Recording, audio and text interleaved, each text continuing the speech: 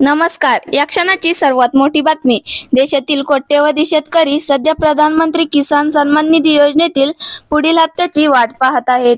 प्रधानमंत्री नरेंद्र मोदी यांनी त्यांच्या बिहार दौऱ्यादरम्यान 24 फेब्रुवारी 2025 रोजी या योजनेचा 19वा हप्ता जाहीर केला होता. अल्पभूधारक आणि गरीब शेतकऱ्यांना आर्थिक मदत म्हणून केंद्र सरकारने ही योजना आणली आहे.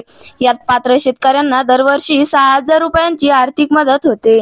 हे 6,000 रुपये शेतकऱ्यांना दर 4 महिन्यांनी 2,000 रुपयांच्या 3 हप्त्यांच्या स्वरूपात दिले जाते.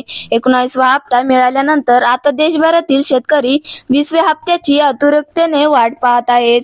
शेतकऱ्यांच्या बँक खात्यात 20व्या हप्त्याचे पैसे नेमके कधी येतील याची नेमकी तारीख अद्याप जाहीर केलेली नाही. 20वा हप्ता जाहीर होण्याच्या काही दिवस आधी सरकार स्वतः तारीख जाहीर करेल. या सरकारी योजनेअंतर्गत शेतकऱ्यांना एप्रिल, जुलै, ऑगस्ट, नोव्हेंबर आणि डिसेंबर, मार्च या कालावधीत वर्षातून 3 वेळा पैसे मिळतात. योजनेअंतर्गत मिळालेले पैसे थेट शेतकऱ्यांच्या बँक खात्यात जमा केले जातात.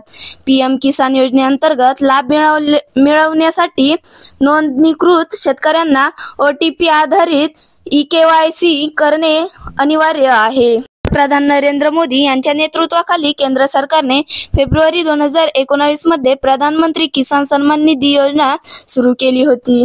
या योजनेचा मुख्य उद्देश शेतकऱ्यांना आर्थिक मदत करणे आहे, जेणेकरून त्यांचे खर्च कमी करता येतील आणि त्यांचे उत्पन्न वाढू शकेल.